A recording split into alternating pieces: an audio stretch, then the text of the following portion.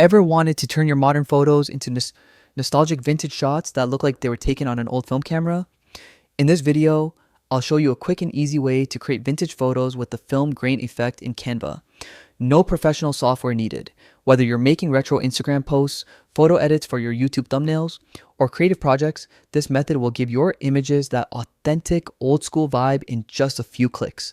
Let's get started. First, open Canva and upload the photo you want to transform. Vintage edits work best with portraits, street photography, old cars, nature, or emotional, candid shots. So choose something with character. Once your image is on the canvas, click on it and hit the Edit Photo button at the top. This will open Canva's photo adjustment tools. To build the base vintage look, scroll to the filter section and apply the filter called Elder. This filter instantly adds a warm, faded tone that mimics aged photo paper.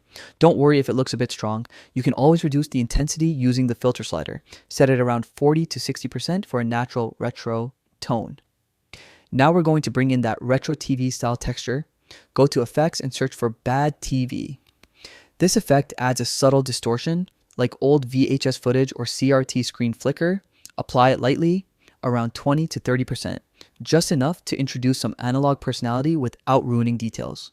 Next, search the Effects tab again for Fuzz. This gives your image a soft blur that feels like old camera focus. Apply it, but here's a trick. Click on See All Settings and reset every slider back to 0, except one. Keep only the static slider. This isolates the grainy dust-like texture without blurring the whole photo.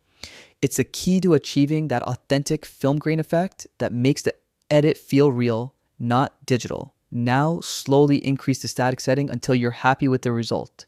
If you want a subtle 35mm film look, keep it around 15 to 25%. For a heavy dramatic grain, go up to 40 to 60%. Add a little vignette under Adjust if you want darker edges for a cinematic finish. And that's it. Your modern photo now looks like it came straight out of an old photo album or a classic film scene. When you're done, make sure to hit Share Arrow Download and save your image as JPEG for social media or PNG for higher quality. And there you go. That's how you make a vintage photo with film grain in Canva using only built-in tools. If you found this helpful, hit like, comment Vintage Canva below to let me know you watched till the end. And don't forget to subscribe for more Canva editing tutorials. Thanks for watching, and I'll see you in the next video.